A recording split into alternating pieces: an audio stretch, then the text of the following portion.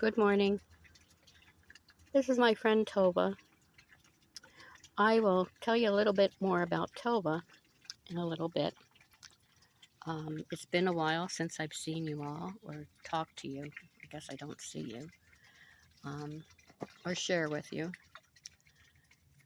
I have to give credit to those people who do videos every single day. They have a new earned respect from myself, knowing what they go through, and I'm not even doing all the work that they do. It's just been a difficult month, as well as a good one. Um, the heat being really restrictive to what I'm comfortable doing these days. Uh, but also, I have a sister who has an unknown health issue, and Toba is a livestock guardian dog, so he's very alert to any noise that he perceives as a threat. Toba, no, lay down, good boy. But we'll get more to that. But anyway, my sister's health issues started over 6 years ago with some eye problems in one eye. The muscles seemed to be allowing her eye to go upwards. She has vertigo and loss of smell and taste. And that alone made for many changes in her quality of life. She had to quit work after a 40-year career in nursing. She had to quit driving, but she tried her best to keep up with activities she loved, including taking walks, just taking care of her yard and her flowers. But over a year and a half ago, things got a little bit worse. Started with facial swelling, and then her tongue swelling, making it difficult to swallow, to breathe, and the fear of aspirating.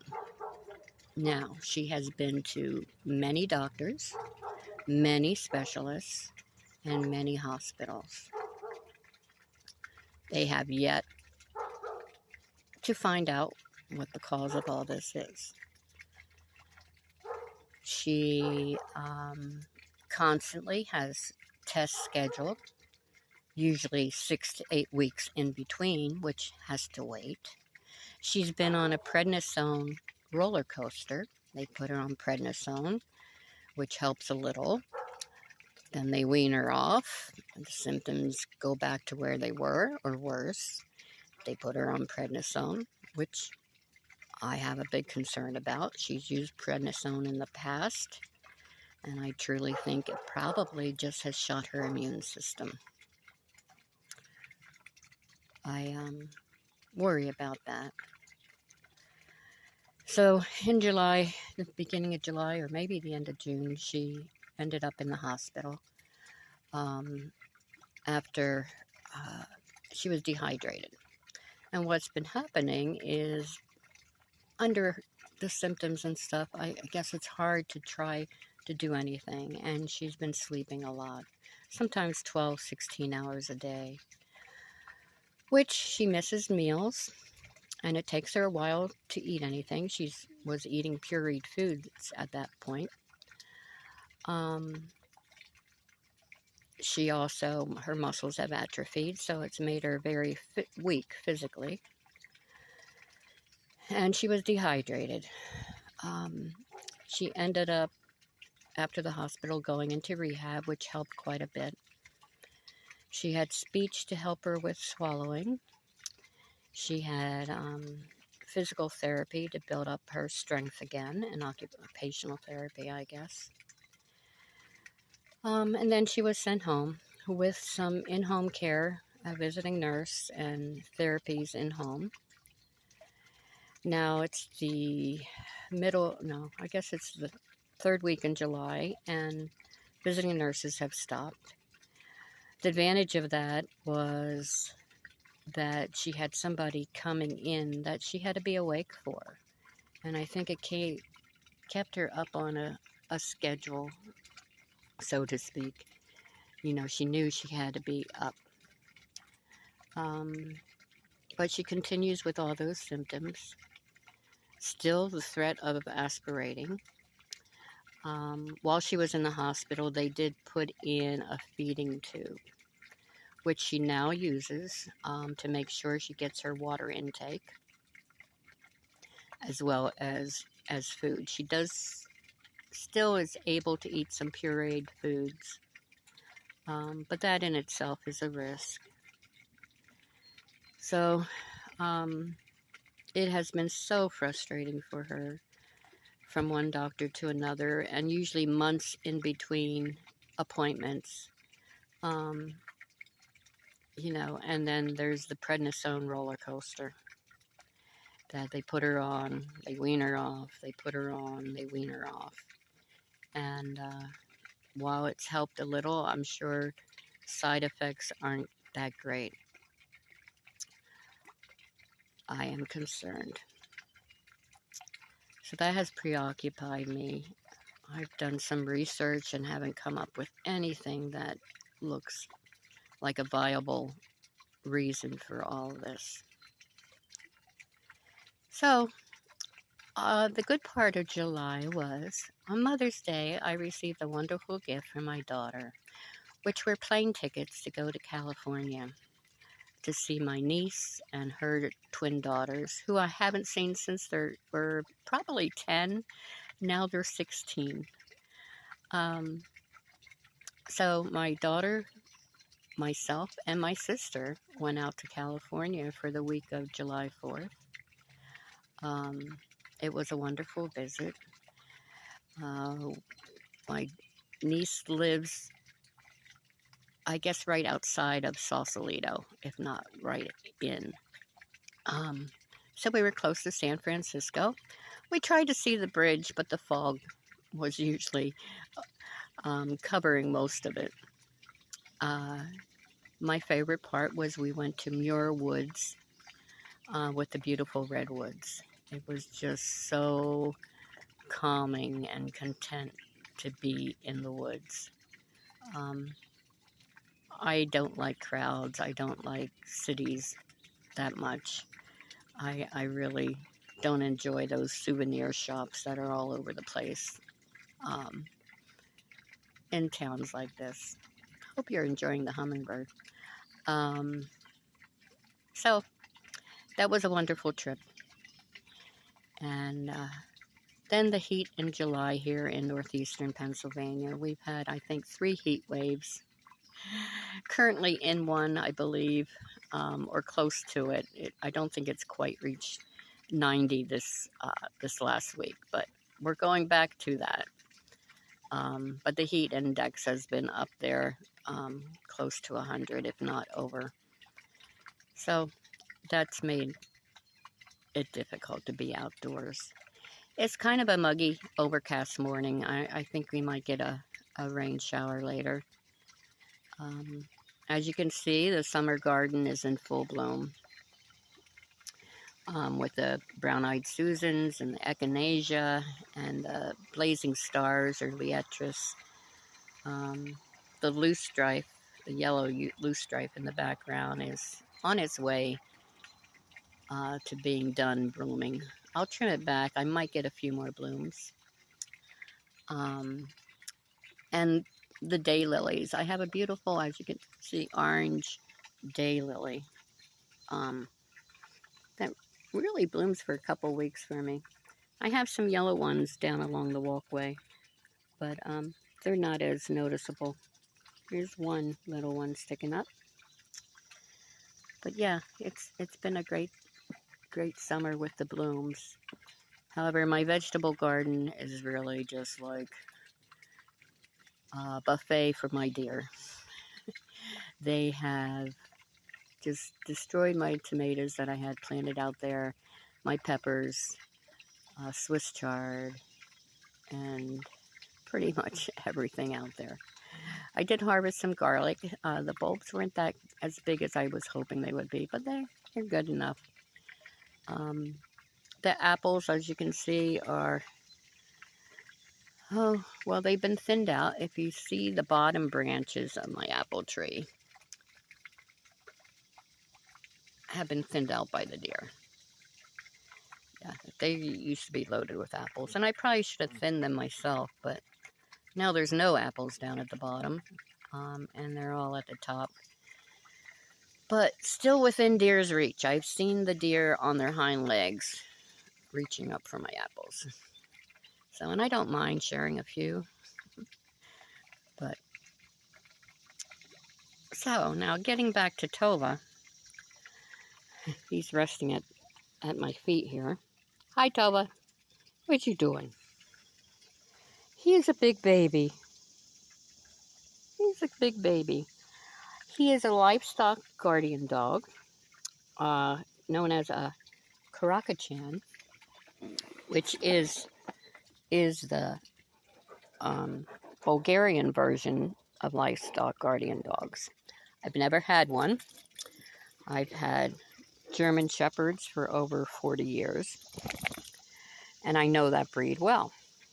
Well, when my last German Shepherd had to be put down, I went a couple months without a dog, and, well, no, I can't say without a dog. I still had my little Piper, but I was without a German Shepherd.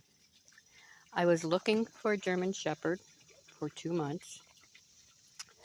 I wanted a puppy that I could train, because I couldn't afford to have an adult dog who would be pulling me because of my arthritic knees.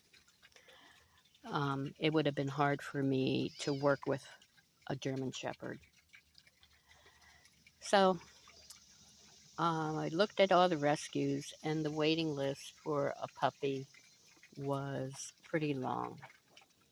And puppies weren't as available as adult dogs. So in looking at different sites, I came across this little black and white puppy. And I thought, well, I'm going to look into it. I didn't know much about LGD dogs or livestock guardian dogs, but I did read up on it. And, read as much as I could about them. I went down to see the puppy. He was 12 weeks old at the time. Talked to the person with the rescue. They were looking for someone with experience with livestock guardian dogs. But I think because I had a lot of experience training dogs, they allowed me to adopt him. But he does get along with my cats, but he enjoys chasing them. He has been wonderful. He learned quickly.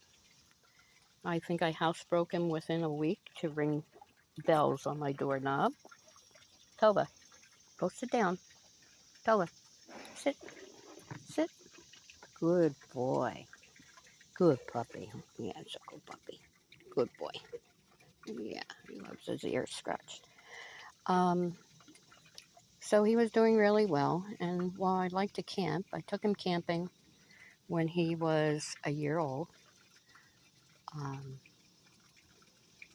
guess he was older. Yeah, he was a year old, and he was great. He was great with people, with other dogs, with children. He even had a couple children come up when they were leaving to say goodbye to him. It was so sweet. But a year later, I guess his guardian instincts kicked in. That compounded with the fact that I live alone. I don't get many visitors. I live on a quiet road where we don't see many people. He knows my neighbor, and he's fine. He knows my family, and he's fine. He knows my family dogs, and he's fine. But now he's very reactive to strange people and dogs. I have contacted 2 behavior specialists to get some input on what I can do, and it sounds like desensitizing him is the way to go. But with the livestock guardian dogs, the instincts are so strong, and I have to respect that I know that, he's always going to be somewhat reactive. So I could be criticized for attempting to have a livestock guardian dog with no experience. But I've learned a lesson. I got him now 2.5 years ago, more than that. But it was when I thought I was immortal, that I could handle anything, that I was not going to be sick, which, still is the case, but I can still be, with age. I'm in my 70s now. With age, you never know. So I work hard to stay healthy. But I am concerned because he'll be 3 in October. And I'm concerned if something happens to me, what will happen to Tova? So I have a hard decision to look at. But fortunately, I have time. If I start now, perhaps finding a good home for him, which is something that it's hard for me to make that decision.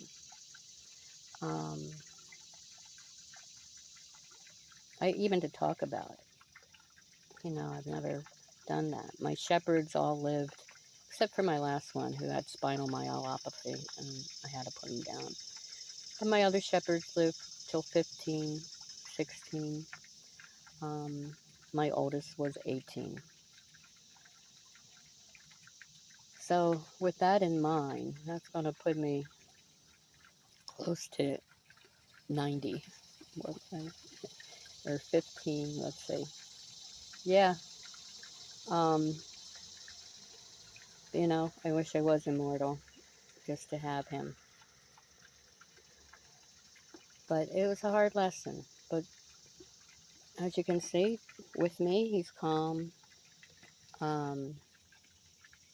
He's well trained most of the time, except when he has in his mind there's a perceived threat.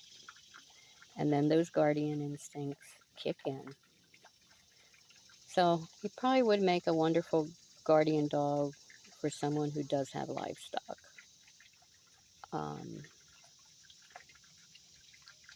Yeah. So that's Tova. He is a goof. He loves flopping in the bed on top of me. And yes, he likes to eat grass, but he can't find any in that mess. Yeah, that's spiderwort, buddy. That's not your sweet grass that you like. He is a large dog. He's not as heavy as I thought he would be. He's about 70 pounds, though he looks like about 100. So, Tova, come over here. Come here. Come here. Tova. Good boy. Good boy. That's a good boy. So, this is Tova. He's a sweet, sweet, sweet dog. But, living alone, I am glad for his guardian instincts. Nobody's going to get in the house if he doesn't know them. And I don't tell him it's okay. We're working on that. I still have to work with his understanding. When I say things are okay, they're okay. So right now he's looking at Schweitzer.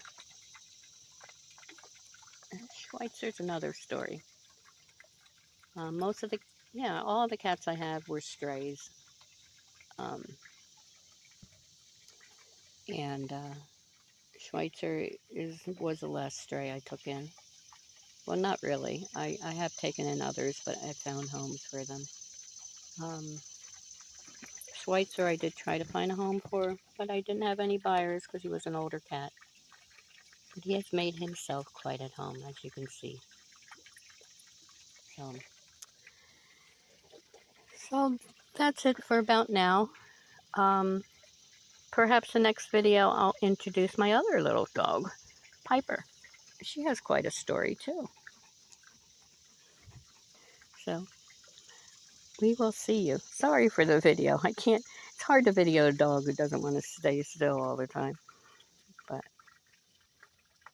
all right. So I will see you hopefully soon. And have a great day. Enjoy it.